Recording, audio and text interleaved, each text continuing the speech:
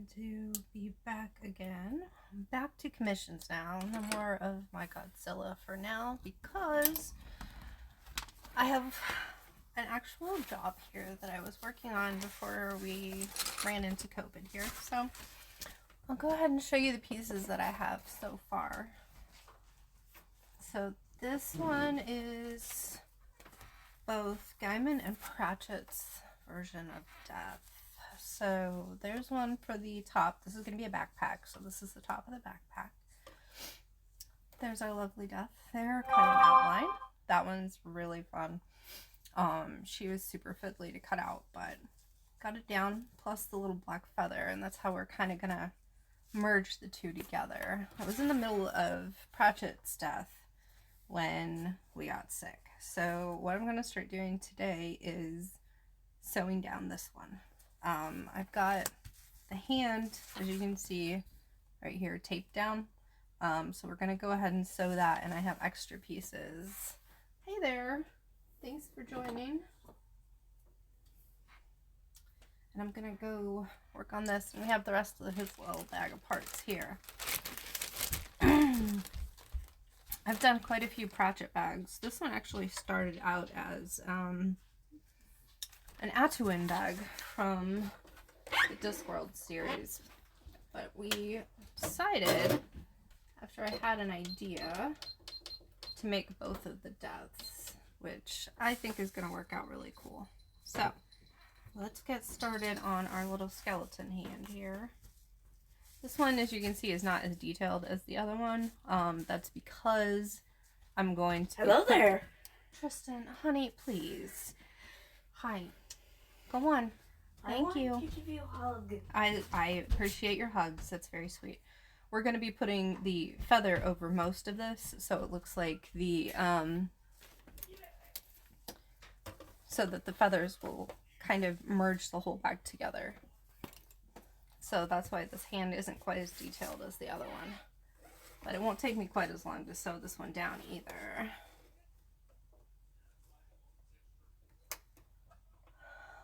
Okay. I have to put my needle in the down position just because it makes it easier to go around corners and stuff.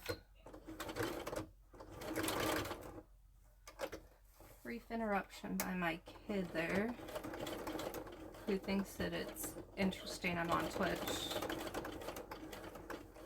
Which, I gotta admit, I never thought I would do this, but it's actually really fun to talk to people while I do this, so. How you doing, Jedi?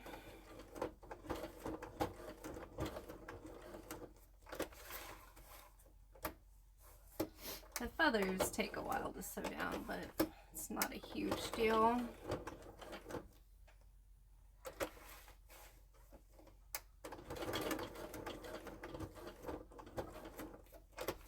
Definitely have more tedious things.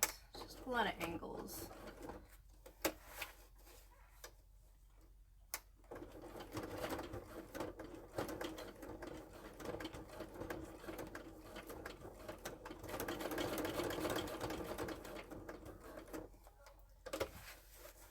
I am doing just fine. Had a tested negative finally for COVID, so fully recovered. Just got some lingering cold symptoms, which is annoying, but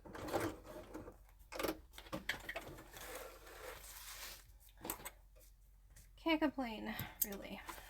Okay, let's get into the thread thing.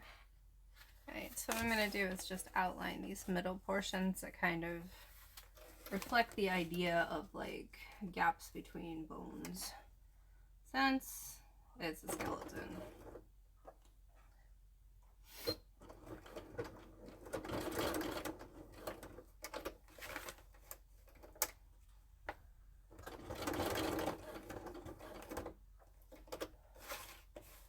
Yeah, things are getting better, which is good.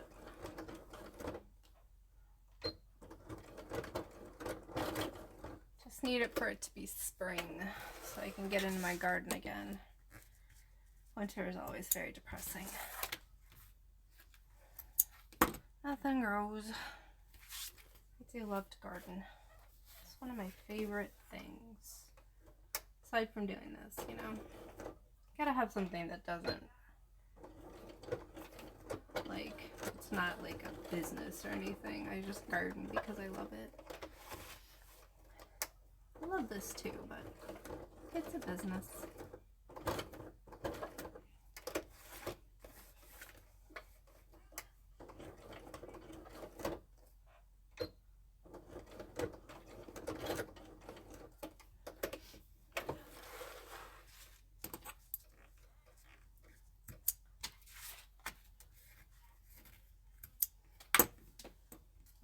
I always have to be really careful with the threads around here with all the cats.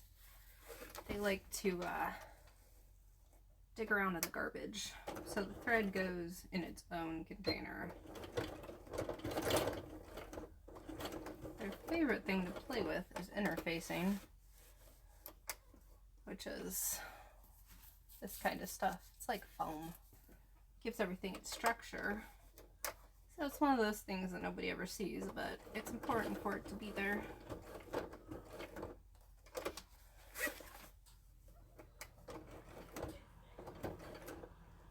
So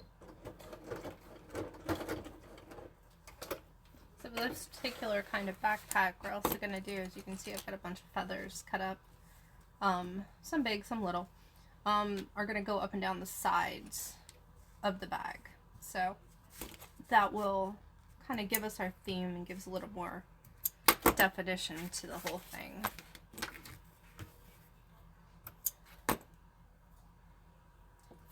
Okay, so there's our hand. Okay, I think I'm going to do Death's face next, so I don't have to switch threads again for a minute.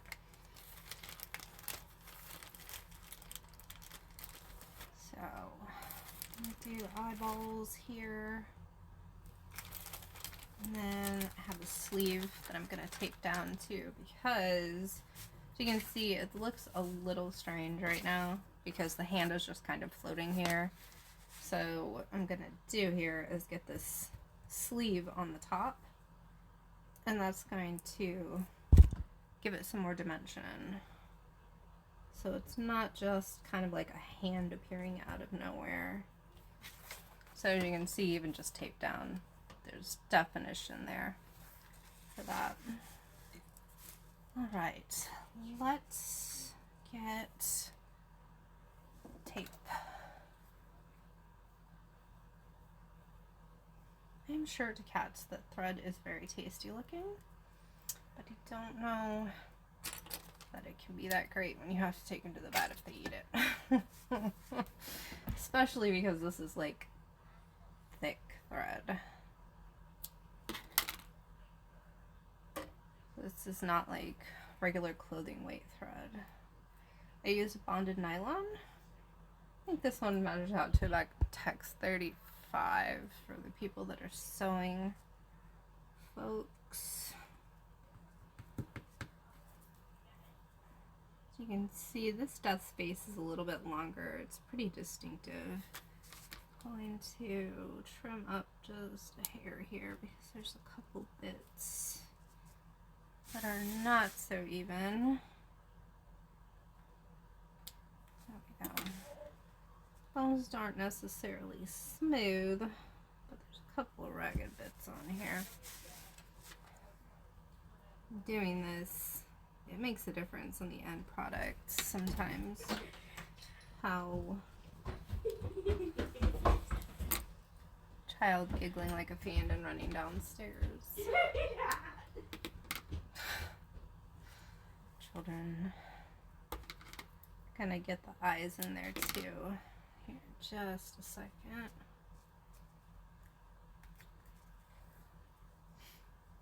If y'all have any questions about the process as I'm going along, please feel free to ask.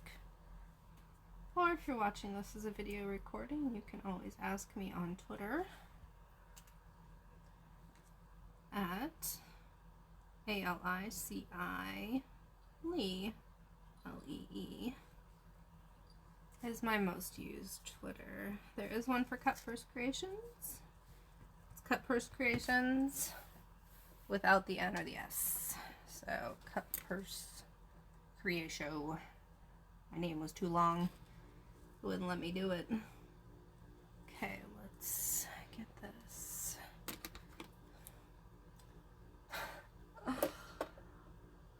Hi, kid. Galaxy bunch of numbers. Which kid?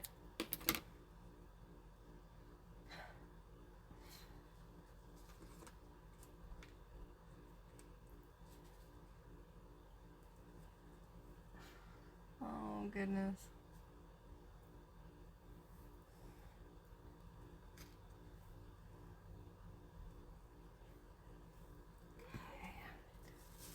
So for extra security, I try to sew down. Oh, I think I can guess which one it was. Hey, did you see my text? I did, buddy. Everyone can see that. Hi, Galaxy bunch of numbers. Look, I wanted to make a Twitch account, so I didn't know what to make, so I'm just... That's fine. Can you go back downstairs, though, so I can stream then? So we're gonna sew down this jaw part here.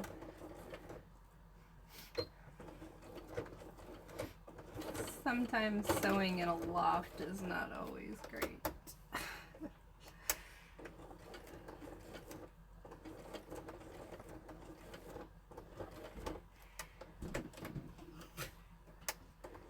Okay, go make some popcorn.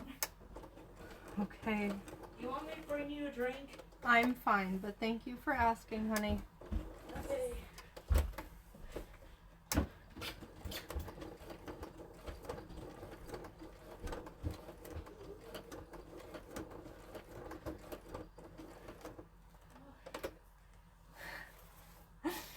Oh, goodness. It is certainly interesting.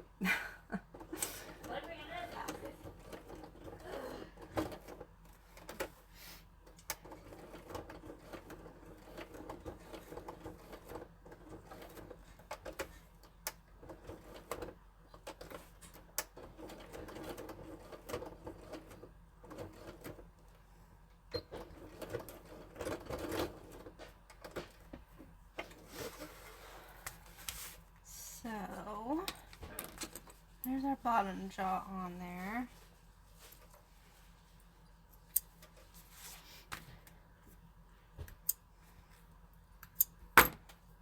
Right. Yeah, looks good. I can definitely tell we're doing skeletal here. Let's get this top one down.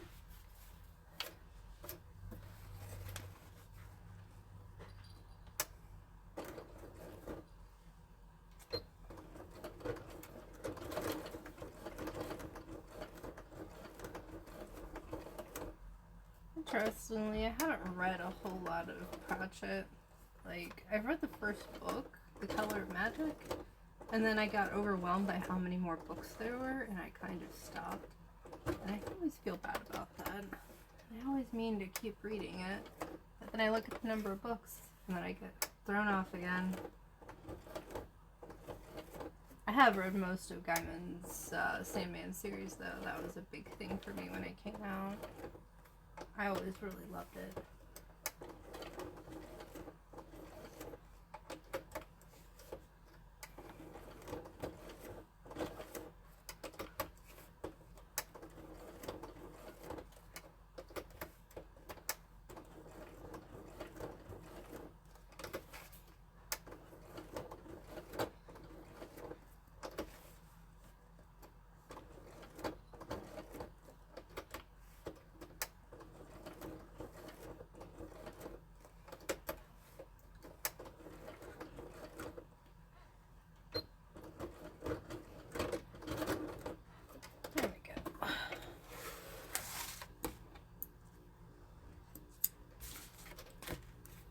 Going good. Switch our threads here in a minute once I get this down. I'm going to double stitch the eyes down because I have the right color blue. Helps them stick down there longer. Yeah, I always felt like, I don't know. I never really read the wikis because I don't know. I do for Jordan's work. Like, Robert Jordan, the Wheel of Time series. Ugh, the books are so long, and every time I get to the end of one, I forget what's happened in like the previous two. So I do read the wiki on that one because I'm just like, I know I've read this, but oh my gosh, there's just so much of it, and there's so many of them. Brandon Sanderson's work is really verbose too.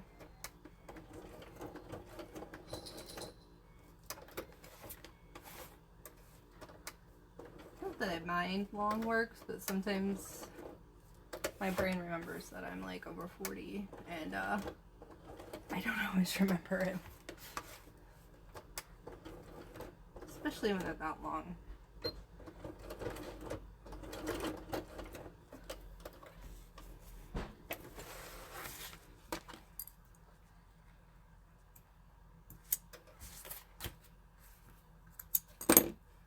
The reason I clip off the back threads is because otherwise they start getting tangled as I keep going. And that doesn't work out very well. I never have time to read anymore, like sit down and read books. So I listen to them now on Audible, which makes it so much easier for me to read the things that I want and catch up with, like series and stuff. I listen to them while I do this most of the time, actually. That's usually what I'm doing up here. When I'm not talking to y'all, I am listening to recorded books.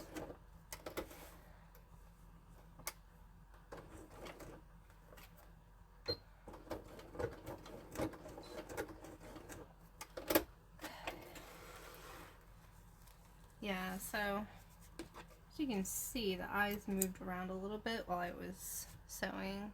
Not because the tape didn't stick, but because there's just pressure on the outside of it. So it kind of like takes the edges down a little bit.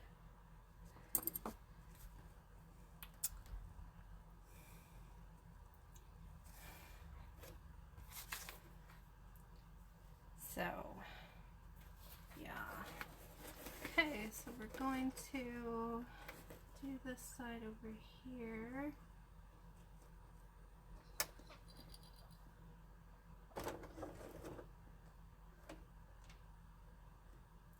Yeah, I understand that. They're not for everyone, but I find them beneficial.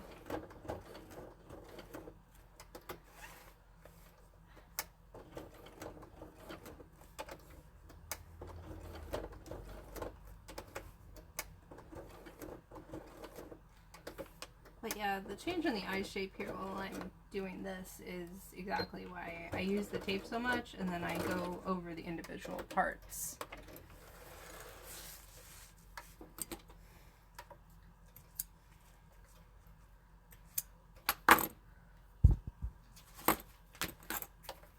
Suppose I have to have a mom moment here and tell the boy that yes, books can be for you because there's plenty of them downstairs and most of them are for you.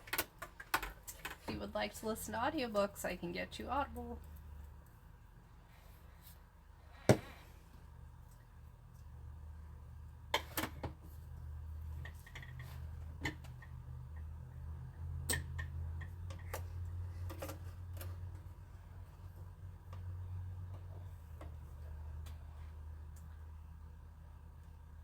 Yeah, but like, buddy, we're talking about reading for pleasure because you enjoy reading. Lots of people enjoy reading, not just for school.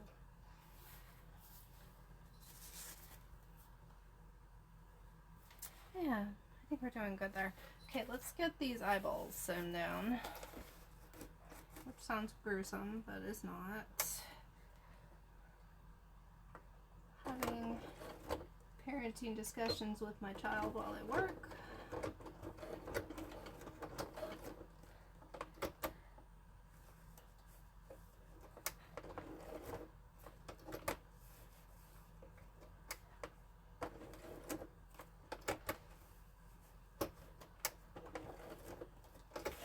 So I'm trying to be careful around the corners while I'm doing this because misshapen eyeballs are very noticeable.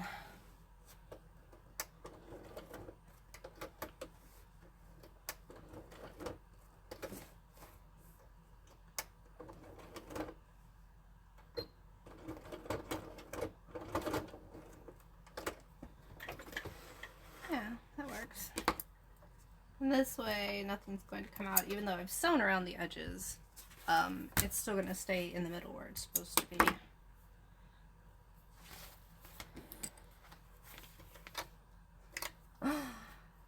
I always find taxidermy fascinating. Like, I love the really weird ones. Like, I don't know, squirrels playing hockey and jackalopes and stuff like that.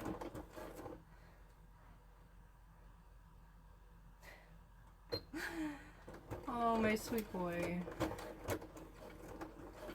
If it's making you nervous to watch Mommy sew, Mr. Man, you don't have to, but I know what I'm doing and I've never sewn over my finger. I promise. You're a sweet boy. I love you.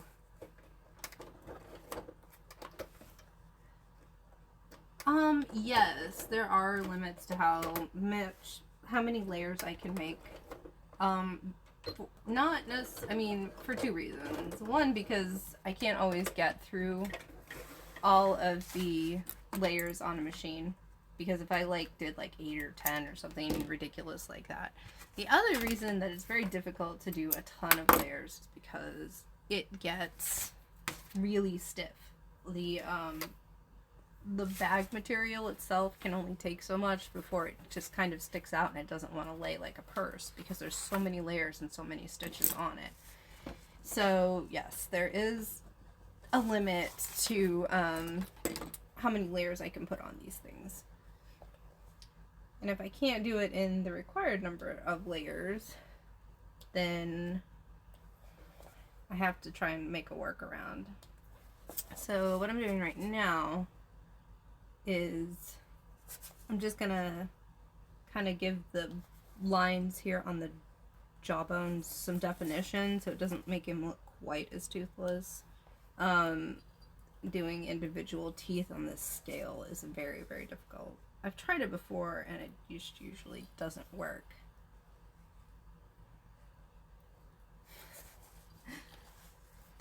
Yeah, for the most part I do have to, every time I take on a new project, I have to figure out the size scale. I'm pretty good at that.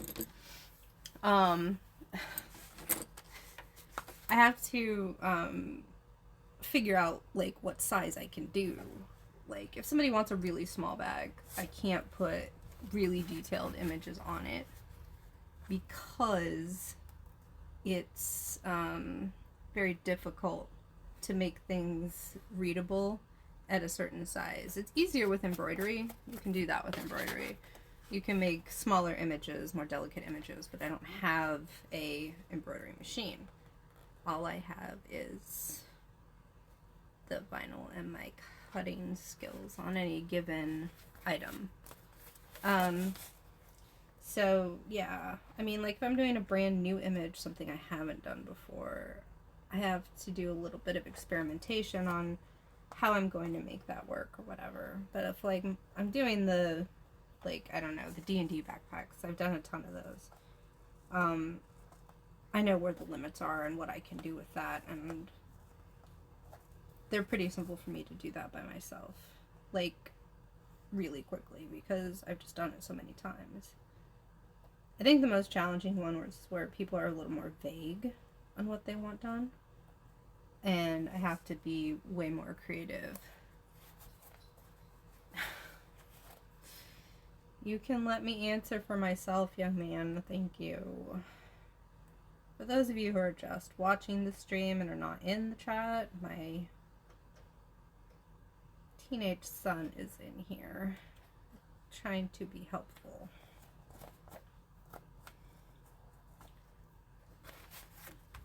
There we go. So basically what I just did is I cut some notches around here so it's not quite so smooth and toothless without having to actually try and put teeth on him, but the texture is there. So what are we doing now? Okay, now I'm going to, yes baby, you are helpful.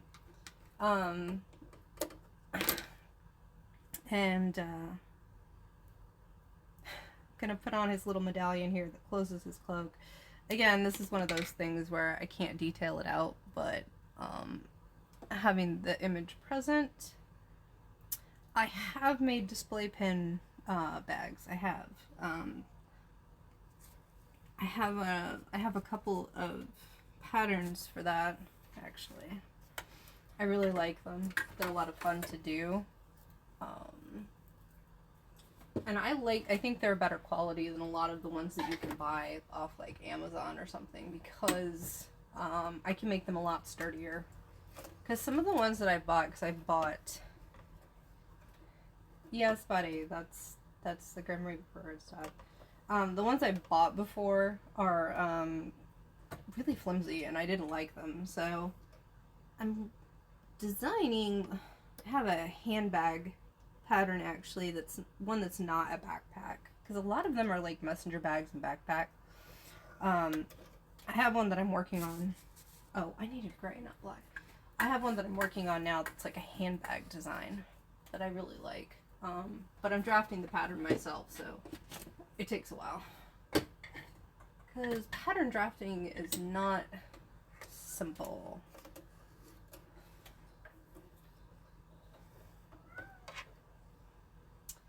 Oh, it's Howl o'clock for Sparrow. She likes to do what we call the Wuthering Heights. She howls around the house for a while if nobody's petting her. Yes, buddy. My commissions are open now. There's just a wait list for them, and I'm kind of behind on it now because I was sick.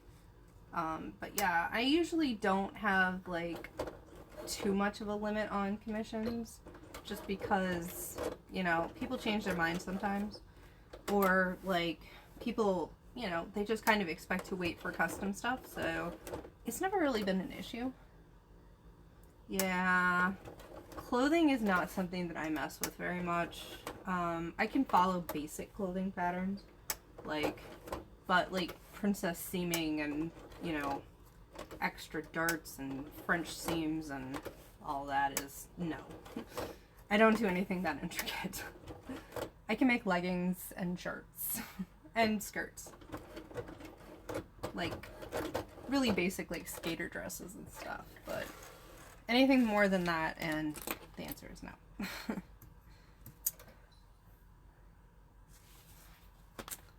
Yes, buddy, I have.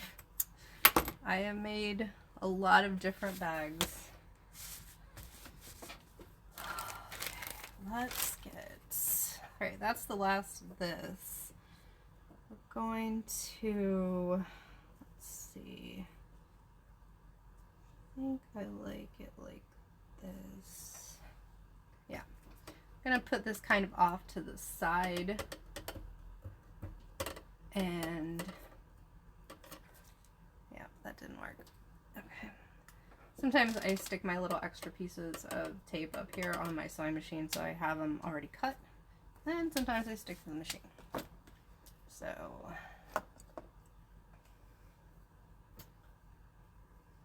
but really, I just like seeing what people come up with when they ask me to make them a bag, because there's a lot of really different, interesting ideas that people have that I wouldn't have thought about. Like, I consider myself a fairly creative person, and I can, you know, think of different stuff, but if somebody has something that they're truly passionate about and they really love and they want to carry it around with them, people think of some really cool stuff. I get a lot of book requests for bags. Or just people that want to show everybody that they love books in general. Maybe not a specific one, but yeah, like that. Yeah. How you put the feathers on there matters sometimes, because it's the movement.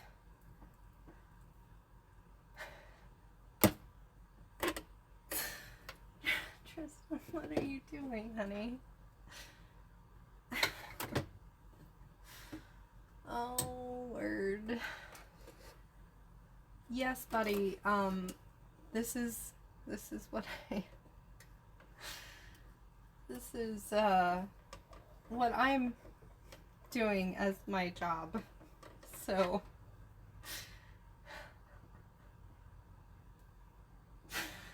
oh wow, this string got so much more extra. All right.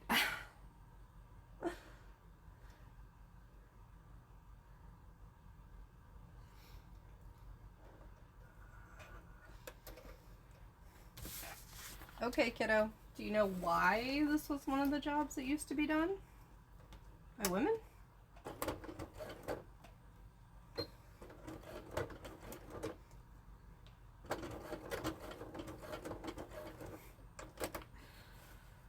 Oh, goodness.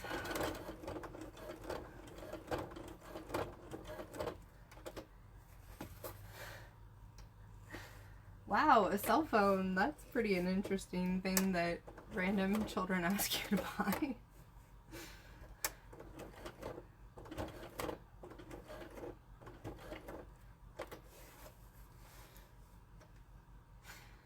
Oh, bless your heart, buddy.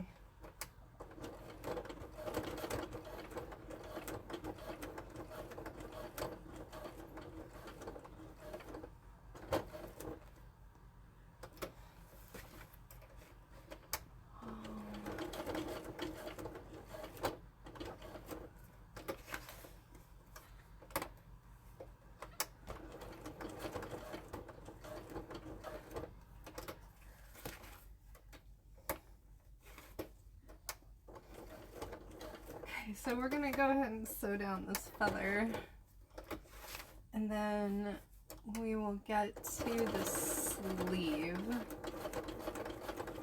and then the rest of these feathers will go up and down the arm.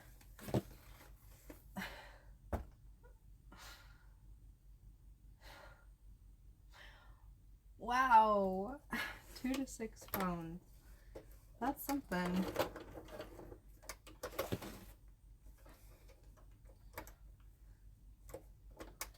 Oh, wow.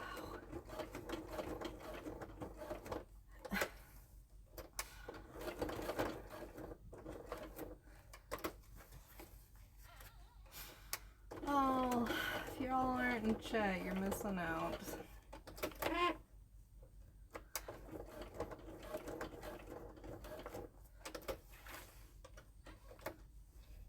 So, almost there.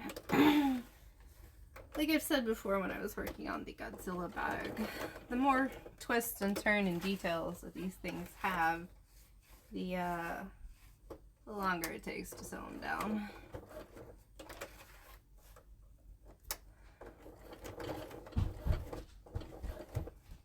Hi, Sparrow. You want pets?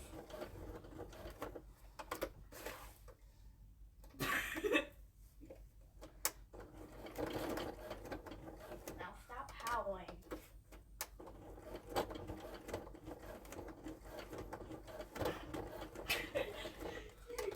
So, almost done through this one.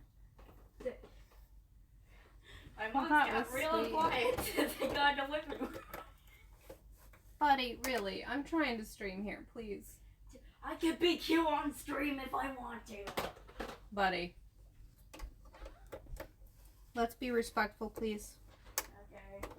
Thank you. I'll go back on my computer. That's fine. Just be nice.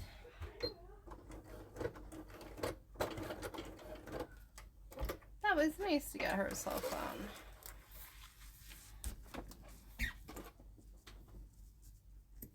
Okay, so there is this part finished. We have Pratchett stuff. As you can see, well, I'm not quite finished. I forgot the sleeve. Oops.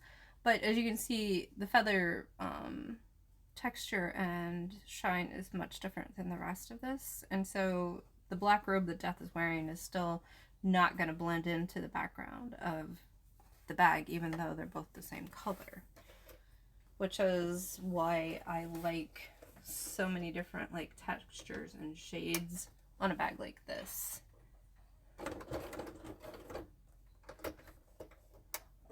It makes a difference.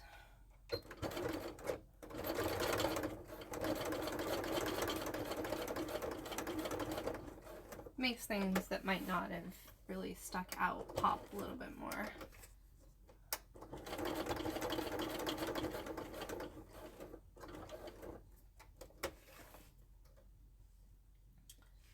Oh.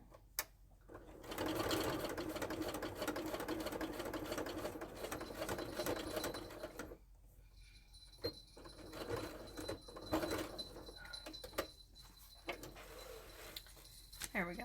Now the front piece is done. And then I'm going to put down the feathers on the sides because it's time for that. So there's the sleeve. As you can see, we've got a bunch of definition there for the sleeve too. So it all kind of looks really nice together. I'm really happy with that. Okay, so we're going to put these together.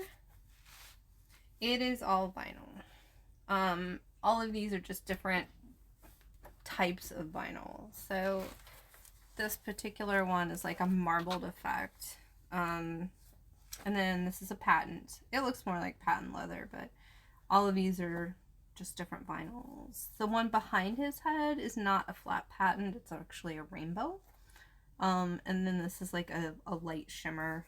When I did the tour of the studio, a lot of the different vinyls, even though they look very different, are all very similar in like feel and thickness. Sorry about the noise. Okay, so what I'm gonna do here, I'm just gonna pop these off to the side. And then these are the two side panels, and actually this very bottom part kind of wraps around the whole thing.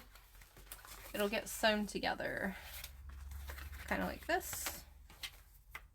And then that's why I'm not going to be putting feathers all the way down the sides, because they'll get lost on the bottom of the bag.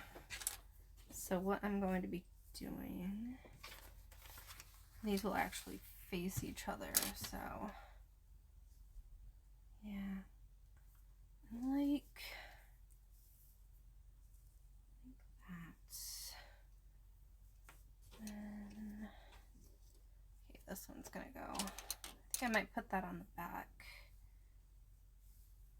I'm gonna put some falling feathers on this. Yeah. Let's see.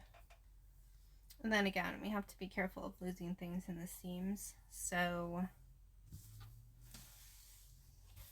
because most of this is all going to be sewn to, well, I mean, all of it's going to be all sewn together.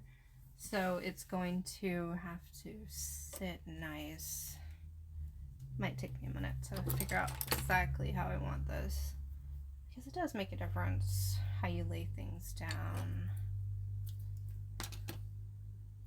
Otherwise, so I'm using the double-sided tape here. Somebody earlier on Twitter asked about really useful little things that you have, and one of mine was absolutely this little double-sided tape.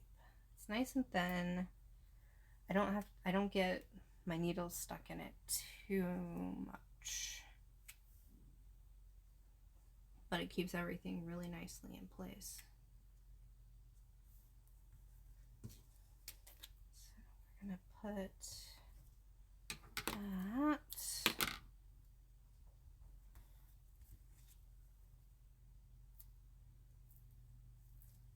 Alas, I yet again lament the reason that I can't have fake nails is that I have to be able to peel off that backing.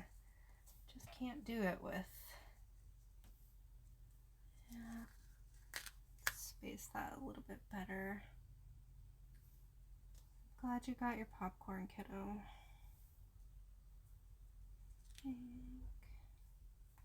Yeah, I like that. So then we're gonna just make the movement just a little bit more interesting over here.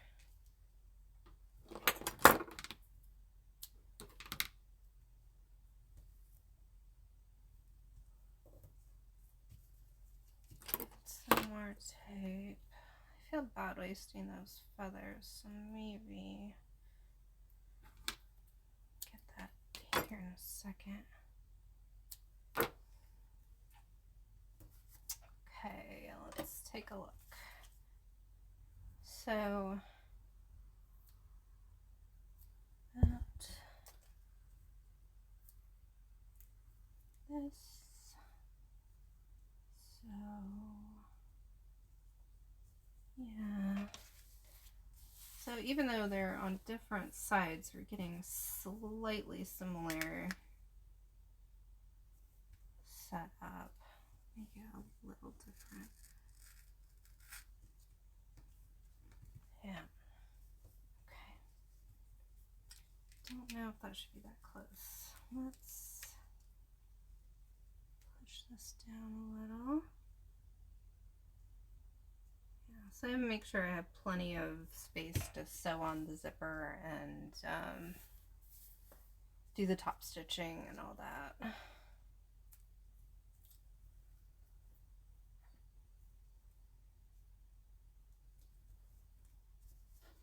Yeah. So make it look a little more random. Yeah, I like that. And then these. So this is the back of the piece. It doesn't have anything else on it. So I think what I'm gonna do is just put this right in the middle, away from all the straps, so that it doesn't get lost in any of the strap parts that go on here. Oops, forgot I cut the other part. Oh well. I have a couple sticking up here off the top.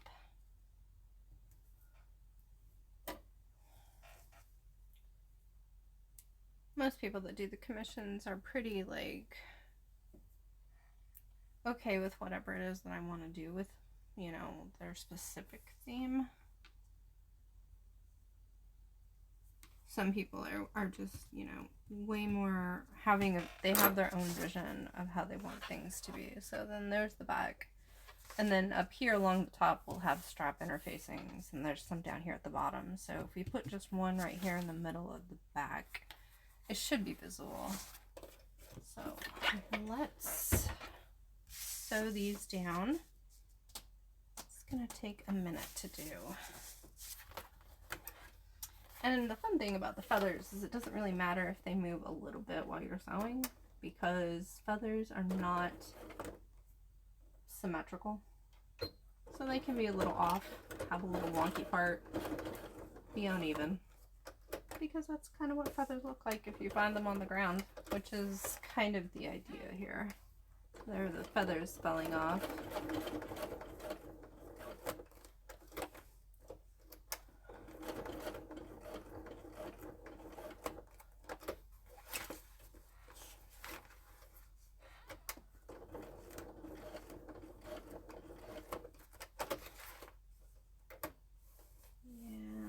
Nope, a little bit more. There we go.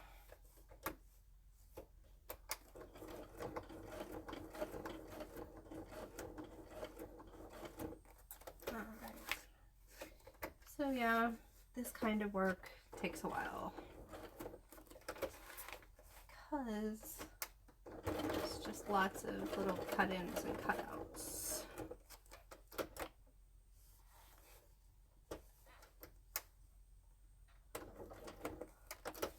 Yeah, about something like that.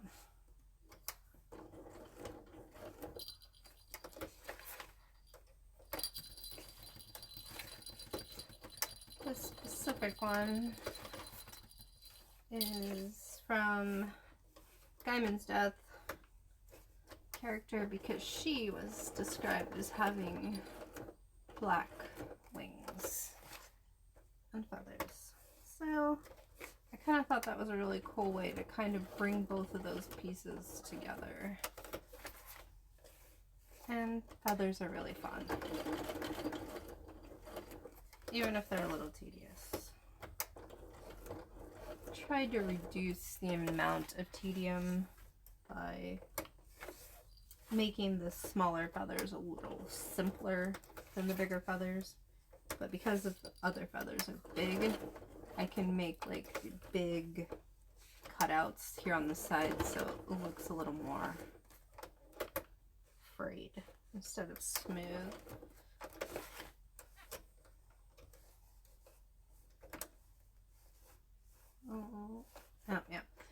eyes are a little bit tired today. Had meetings and all that stuff. So sometimes it's a little bit harder to see same color on same color. But at least it's not super shiny. The glitter fabrics or the chrome fabrics, like the chrome vinyls, get really difficult to deal with after a long time because of the reflections. I don't mind using them, they're super cool, but they can be a bit trying.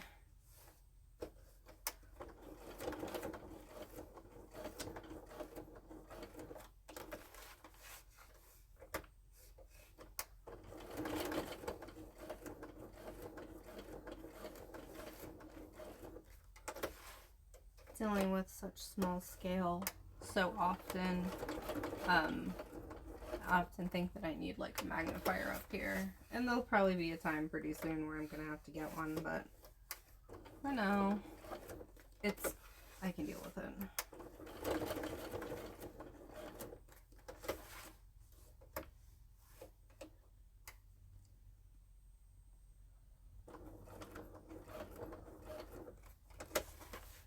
Okay, buddy.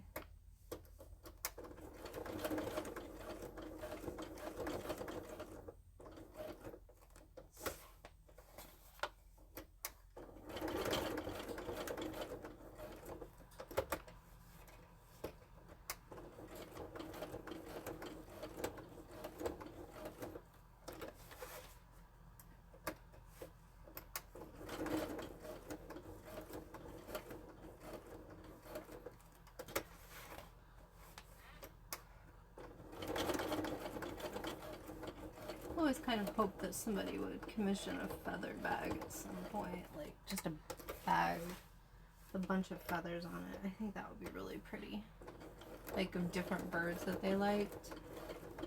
I think that would be really, really cool.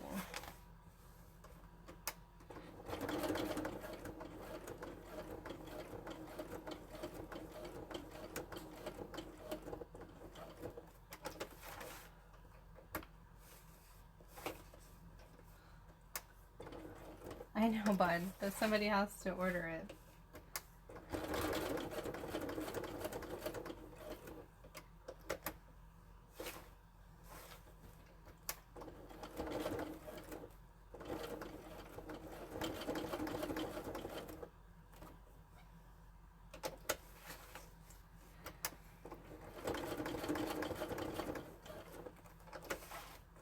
I'm getting there. But as you can see, sometimes the super detailed work takes a long time to get finished because unlike a TikTok video, I can't just post the beginning and the end. I sometimes wish it worked that way though. Just do the time lapse and ta-da, I made a bag.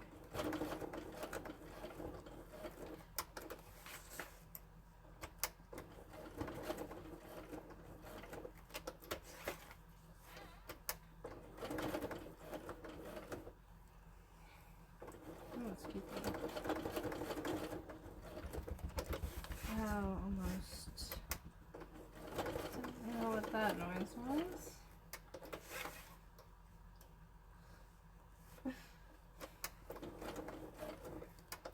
Yeah, but people make money on it.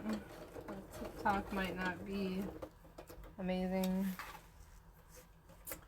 But it's a helpful tool, I guess. Or just somewhere to watch people do really silly things, I guess.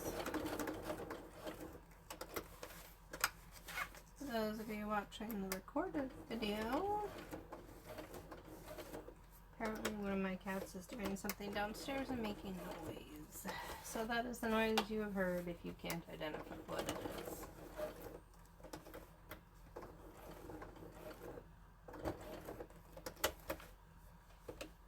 Okay, that's that.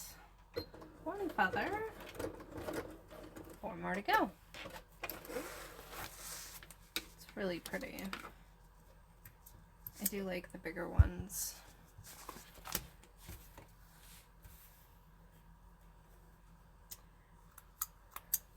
Yes, I do have iridescent. I have a bunch of iridescent vinyls. Actually, I'd love to do like a peacock bag. I know, kiddo. I know I did. But it pulled the thing. It'll be fine. I do have iridescent vinyls that can make iridescent feathers, which would be super fun. I really would like to do a peacock bag. I think that would be so cool. I have this really great vinyl. Here, I'll show it to you.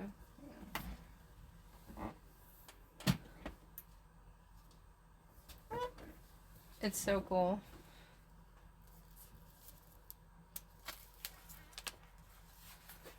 Check that out. Wouldn't that be beautiful? As peacock feathers. It's so pretty. Because I have other ones that match too. It's like, I love to use this one if I can. On bags, like if people say, oh, I want this. Like one of them was like a fish pond. I used this vinyl on. It was really cool. Had koi fish in it. It's very pretty.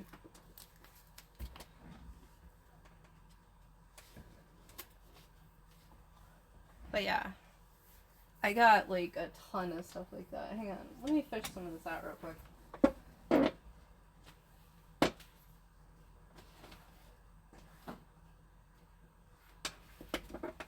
There we go. Like stuff like that to make like parrots or hummingbirds or something. But I think that would be super sweet. I think about this stuff a lot when my mind's wandering.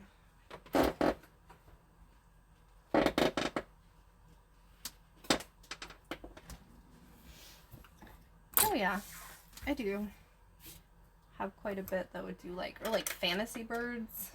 I've always been surprised that I've never had somebody request a phoenix. That would be cool to do. I've got really great vinyl that looks like fire. It's very neat.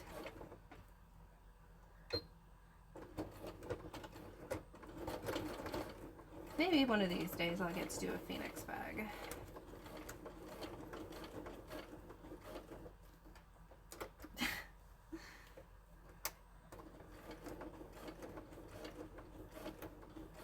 But I think like Firebird would be so pretty.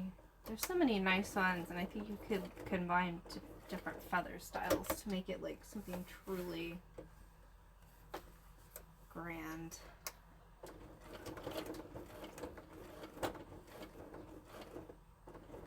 Done lots of different dragon bags, but done some unicorns and fairies and another phoenix. Done mermaid bags too, but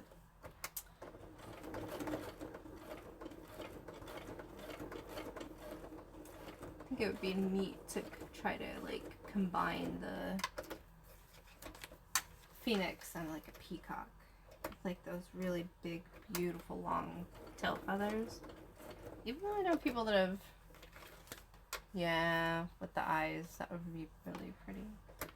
I know a few people that have raised peacocks, and they all assure me they're just loud idiots, which always makes me kind of sad because they're so pretty.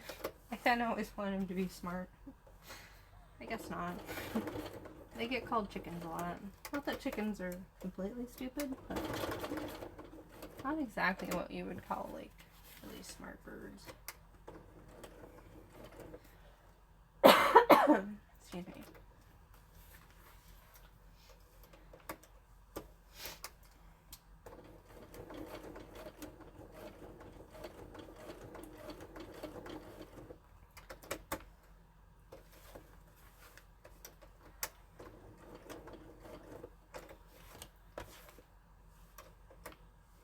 I'm sort of surprised that I don't get more requests for like fantasy critters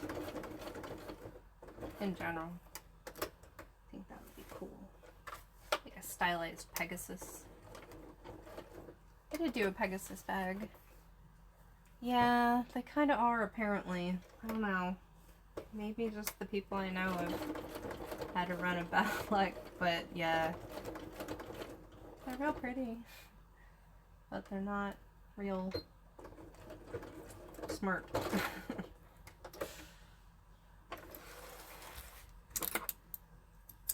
Alright, there's one little feather sewn down. If anyone was curious, I have absolutely cut through things I'm not supposed to when I'm trimming off things and I have to start over again. People ask that sometimes, like, wow, you're really fast at cutting those things off. Have you ever made a mistake? Yes. The answer is yes, but I have not just done that, so all is well. Okay.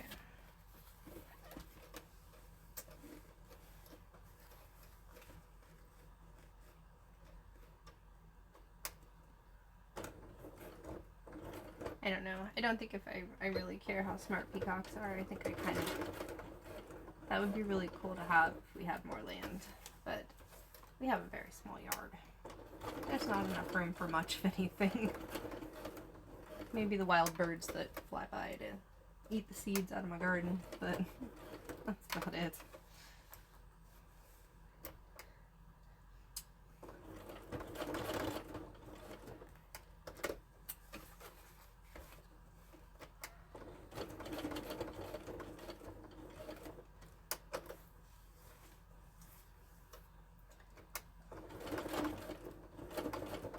I was always surprised by how sad peacocks sound. They make really weird noises. Kind of haunting.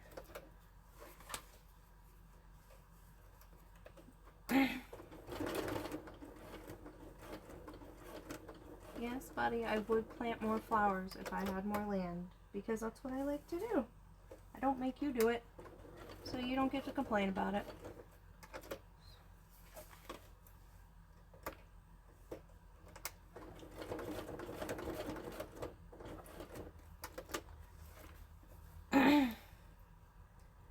Oh, you should definitely look up what a peacock sounds like. It's really alarming.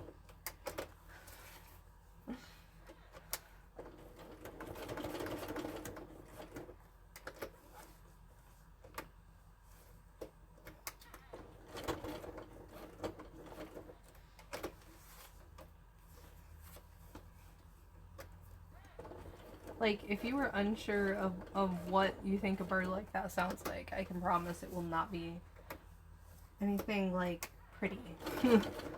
I mean, at least I don't think they sound really pretty. They sound a little creepy to me anyways. I don't know. Having a discussion on peacocks.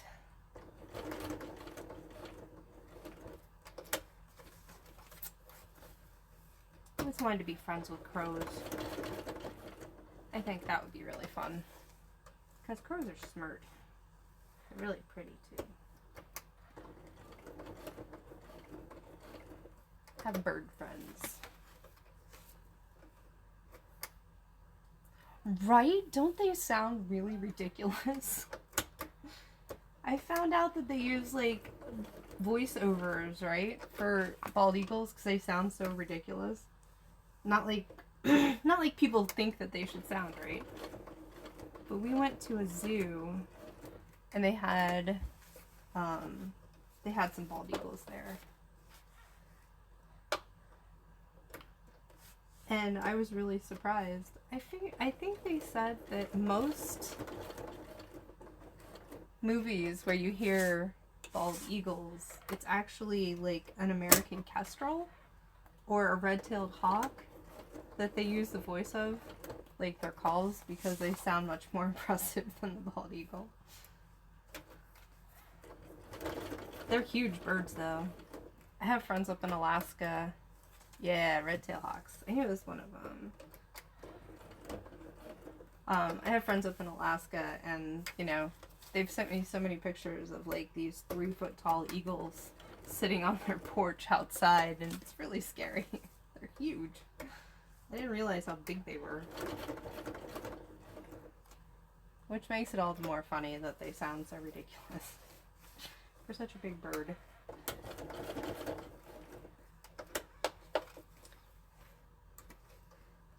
They just don't sound as impressive as the movies have led us to believe. At all.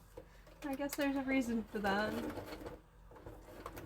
I guess if you want to project the image of big, strong freedom bird, it's probably not going to sound like a giant chicken.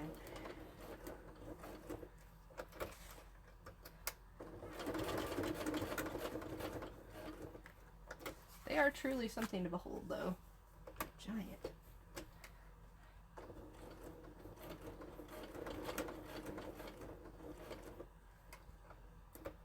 Yes! Oh my gosh. I've never seen anything like that before. That poor woman and her wrecked porch. Oh my gosh.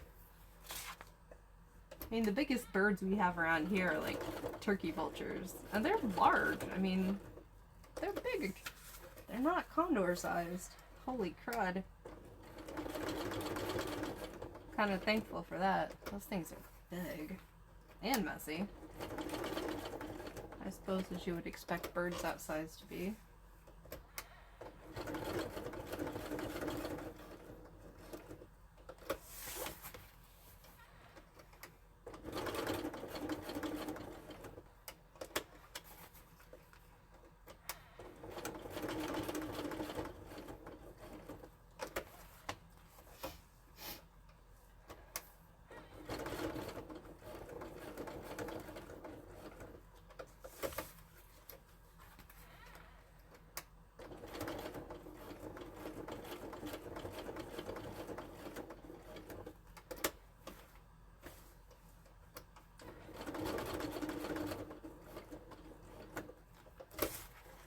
I always wondered, did you ever see that video of like the giant chicken coming out of the chicken house? It's like huge. It's like the size of an emu or something. It's just enormous. And I always wondered if that's fake or not. Like, I know that there are some really big breeds of chicken, but it's huge.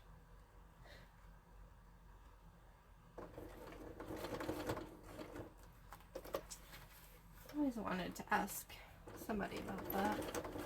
I think about that chicken a lot. Just because it's so big.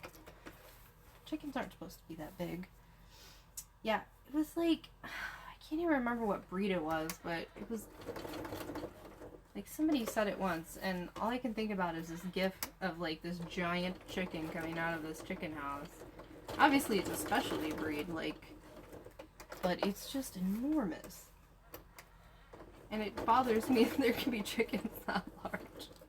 If it's real. I mean, for all I know, it could be just something that got made up, but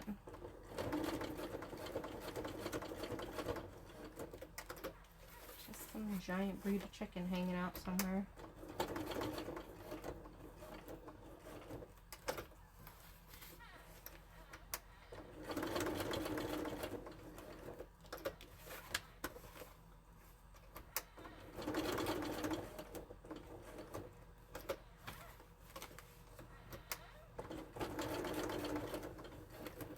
Okay, almost done here.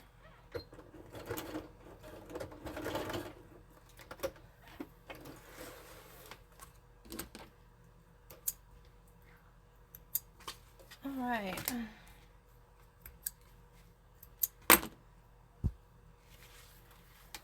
There we go. So as you can see, once it's all sewn down, it looks really nice. And you can see it even though there's black on the sides here. This is a textured, I think the pattern is called Western. It's just a traditional floral and leaf. They put it a lot on like saddles and stuff like that. That's why it's called Western. But it's really pretty and it works with a lot of different themes from, in my opinion, really, because this looks really cool and gothic, even though it's supposed to be like saddle and blazing. Okay, that might have been it. And still, like, an 18-pound chicken, that's huge. It's very scary. I don't know why I would be scared of a chicken, but probably because my great-grandmother used to have them. They, creepy little things. Peck ya. I guess when you're little. That makes an impression.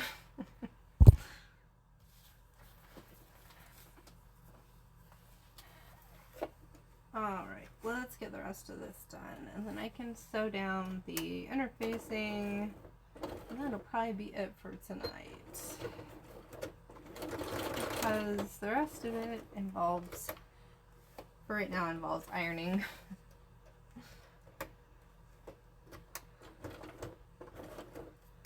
They do. Beaks are not nice. Does not want to be something that gets packed on a regular basis. No, thank you. I do like really smart parrots, though. They're so pretty and smart.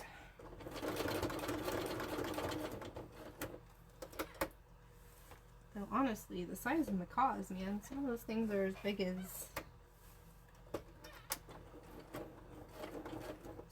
like hawks and stuff. Those things are big.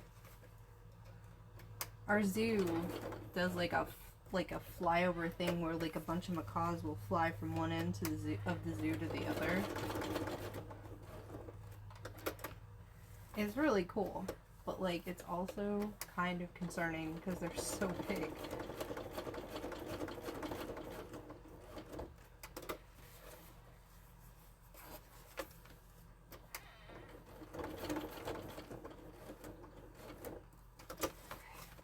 I get a little bit quiet while I'm doing these because it takes a bit of concentration.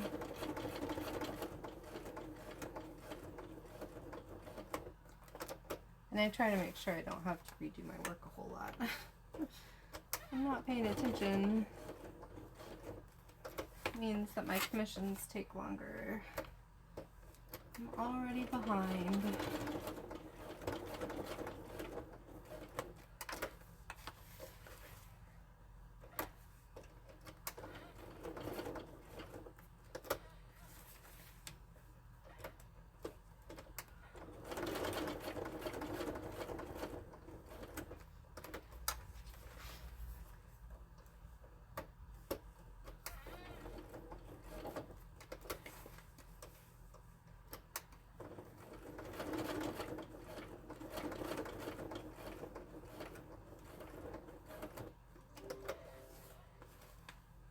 When we're at the zoo sometimes, the flamingo enclosure, like, flamingos are right up next to the side of the walkway, right? Like, there's just like a little tiny fence. They can look up over at you, and some of them get really close, just give you the stink eye. A little intimidating because they're so tall. I don't know why I find birds intimidating, but there you have it. Probably because they're related to dinosaurs. Like, I don't want to make a dinosaur mad, so I wouldn't risk it with a bird. I gotta refill my bobbin. It'll take just a minute here. Because that's all that's left on there.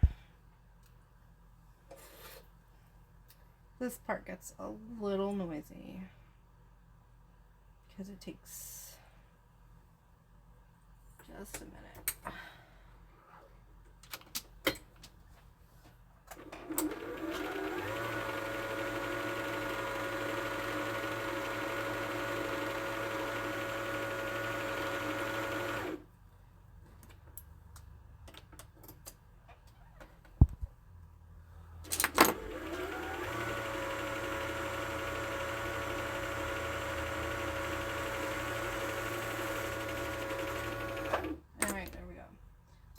Sorry about that. I always forget to pre-fill my bobbins, so I always have to end up doing it like this. So, what happens?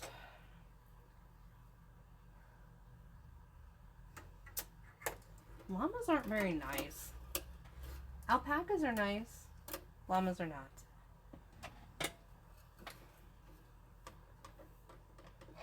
I've met several alpacas and they're all very sweet. I have yet to meet a llama that wasn't kind of a jerk. I think it's just a temperament thing. I like goats. Goats are good. I mean, most of them. Alright, last feather for this side. Then I will show you how we put the interfacing on all these pieces that I've completed.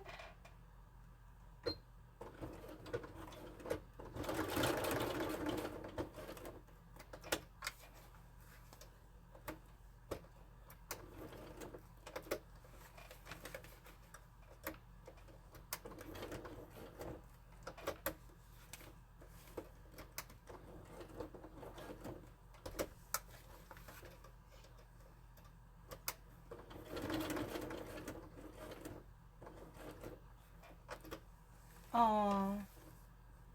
See, that would be dangerous for me to know somebody who has pygmy goats because they're so cute. They're adorable little things.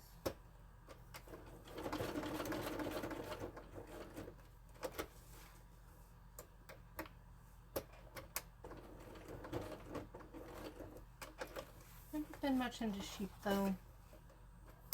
They always seem so, I don't know.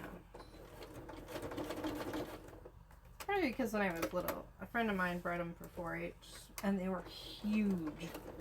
And they like to corner you and paw in your face. It was kind of scary when I was little. It's probably what it is. Seriously, those things were so much bigger than I expected them to be. Like, especially when I was a kid. I think sheep are cute and tiny, fluffy. Nope. Big and loud.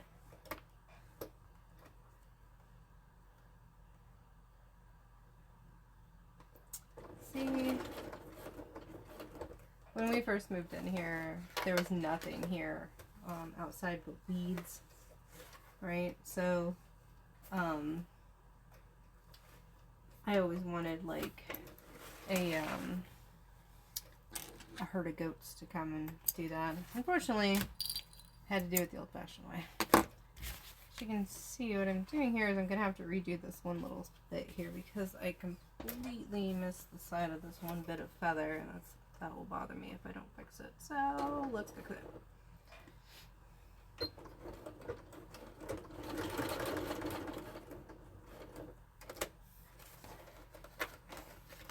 There we go. It's taken me a long time to get my gardens the way they are, and I'm very proud of them.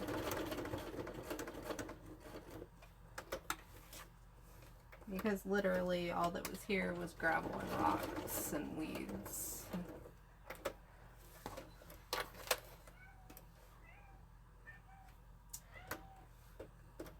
Oh, sparrow. Cat is going to perish.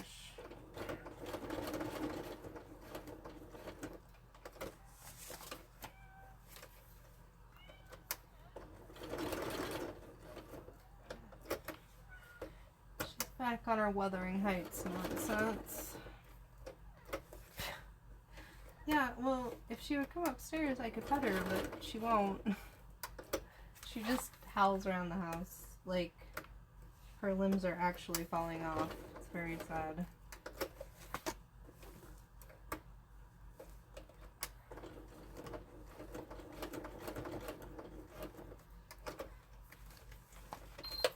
Oh, come on. Once it's not triple making all of the fuss. It's a different cat.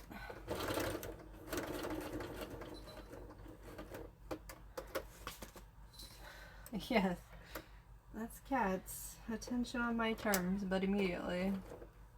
Sorry, cat. Busy.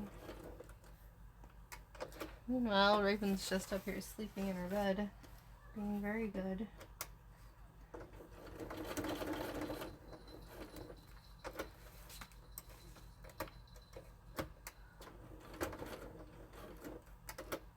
Oh, I think my eyes are getting tired already.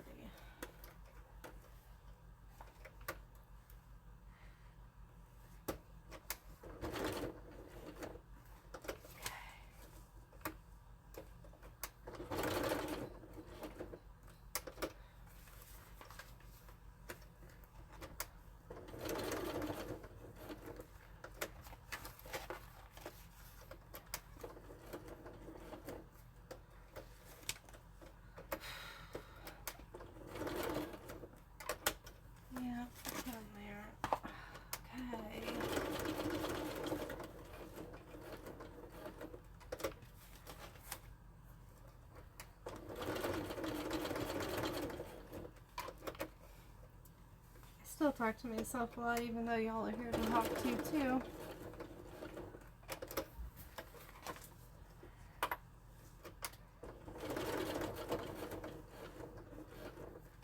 Bad habits.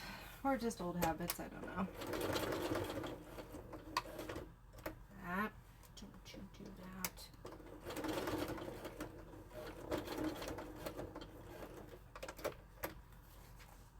There we go. Yep. Okay.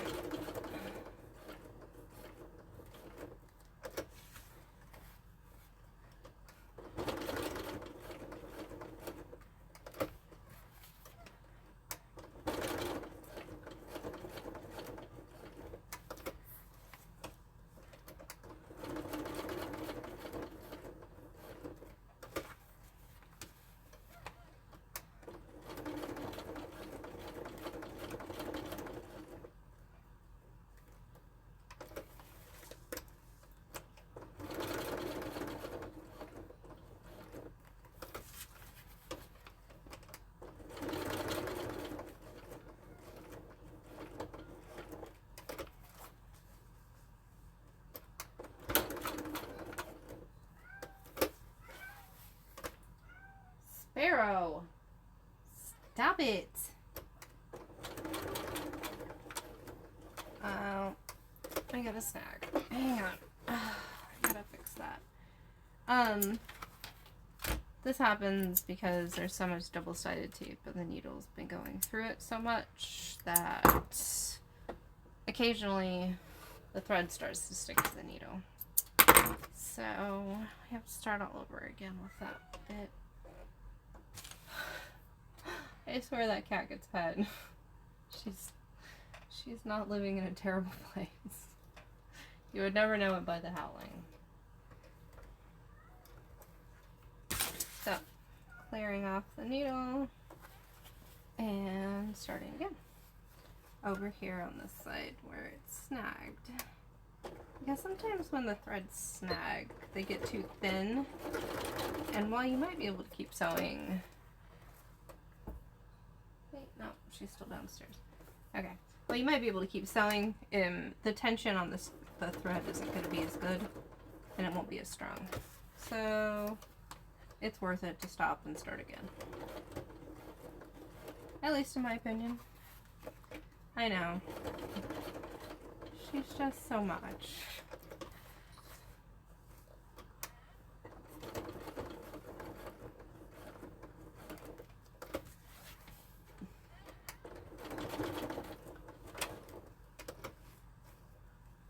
She's a needy baby.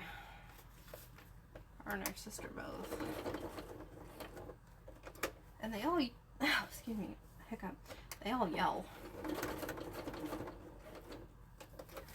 Don't know what, like, the odds of that are, but all of the cats in our house are very, very loud.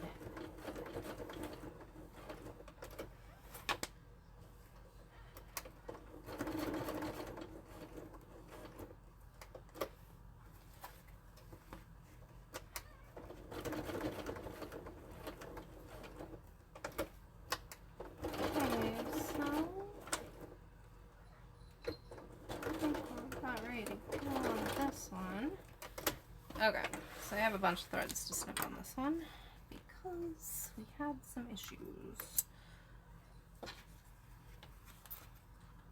Yeah. Okay. Yeah, that one's good. I mentioned it before in the other video, but some people have opinions on back stitching on appliques because they think it makes it look a little uneven or not as nice or whatever, and that's, you know, completely fine. Everybody has their own opinion.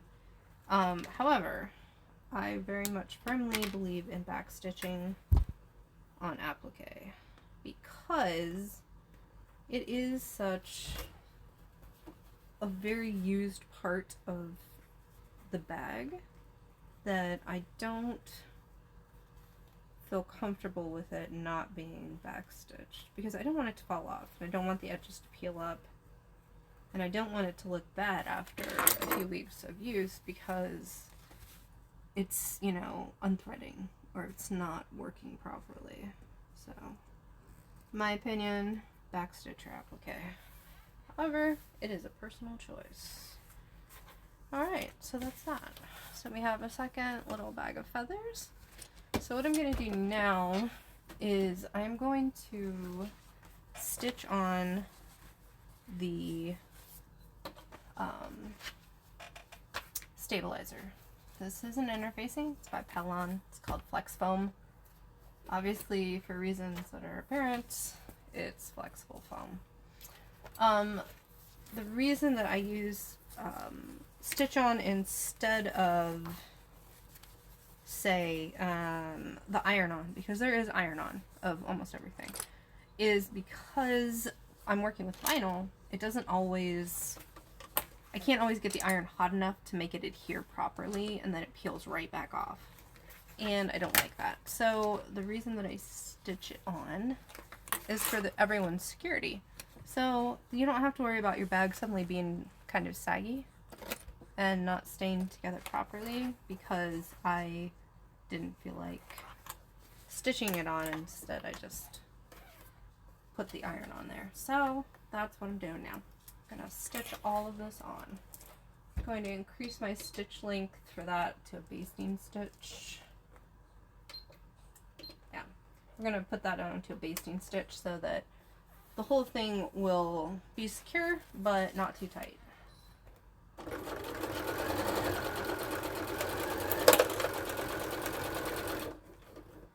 If you're wondering about the clips that I'm using, you can find them almost anywhere. They're cheap on Amazon, and they're wonderful.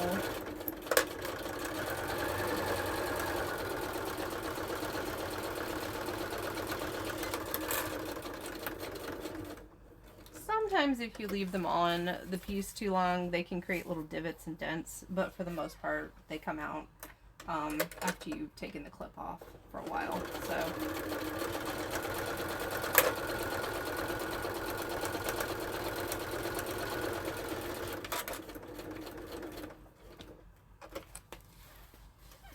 just a little bit further to go here.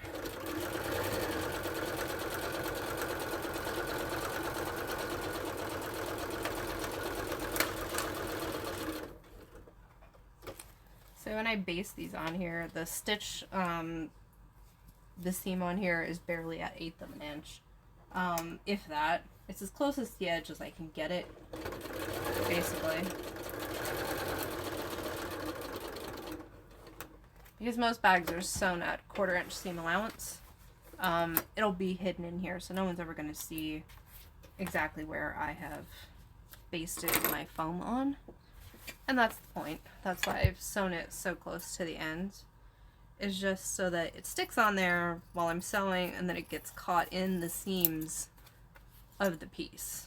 For people that use different domestic machines than I do, they can't have the foam in the seams, so people use like double-sided tape or iron-on, or sometimes glue, to get their foam on there and keep it out of the seams. I don't have to worry about that because my Singer 1591, that's kind of over that direction. It's much louder than this machine, so I don't really use it on stream. Can handle it. It does not care about the foam in the seams at all.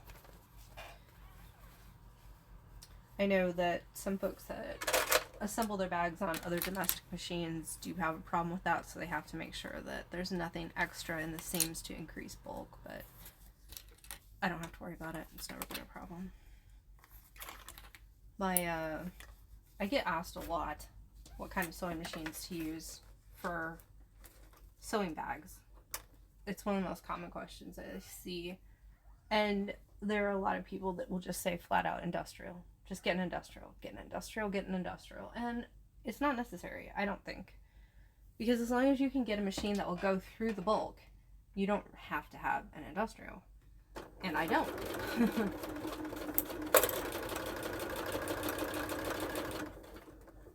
The Singer 1591 is designed for like rugged use, and especially with like bigger materials like canvas and leather and stuff like that. I've sewn elk hide aprons on my Singer 1591, and elk hide is not thin.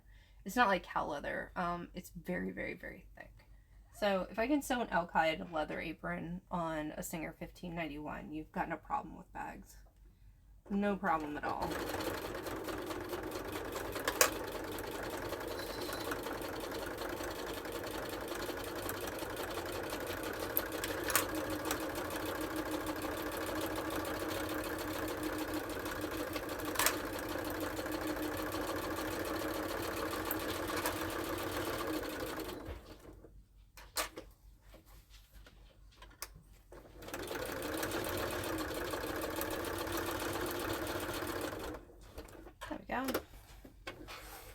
So yeah, I just have to do this for the rest of the pieces here.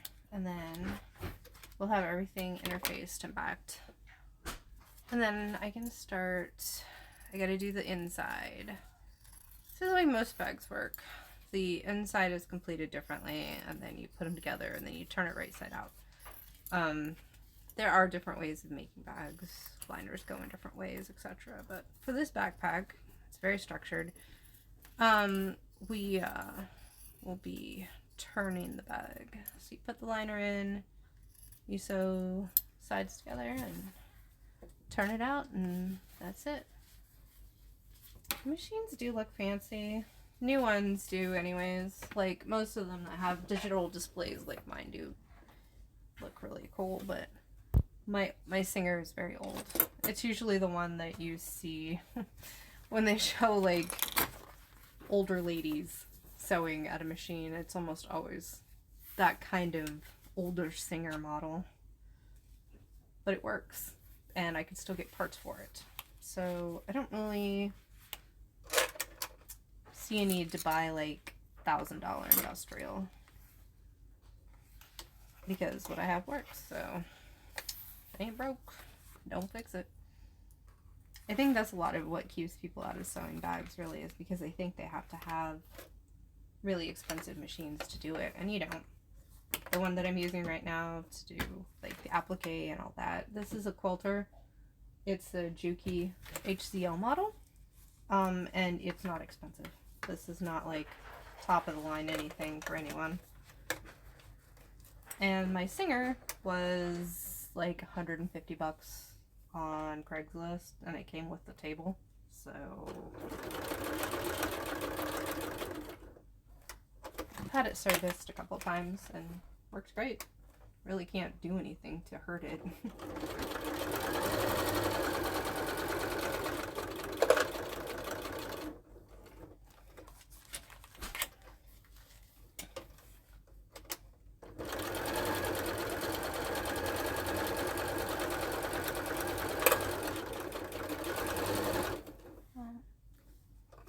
Yeah, I mean, like, the startup costs vary. I mean, there's lots of people out there that can spend lots and lots of money on machines and materials, but that's not me. I can't do that. It's just not something that I can do. So I found the best things that can work for me in my budget, which is not an industrial machine.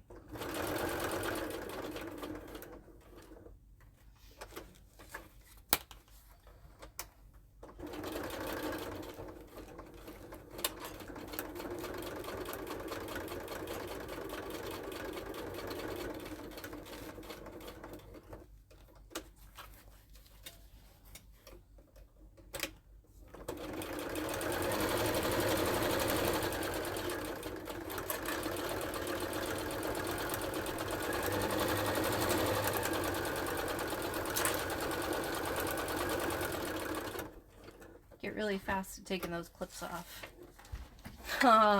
Yeah, I don't know. I probably have to have a whole bunch of sponsorship before I could get anyone to sponsor a machine. Although Viking, if you're listening, Viking Husqvarna makes such beautiful machines. They're like more expensive than my minivan, but some of them anyways, the nice embroidery machines. And I'm not joking, they're seriously that expensive. They're beautiful though. I've seen some of the stuff they can do, like fashion designers and stuff like that use them. They're so pretty. But we'll see. I won't hold my breath, I'll put it that way.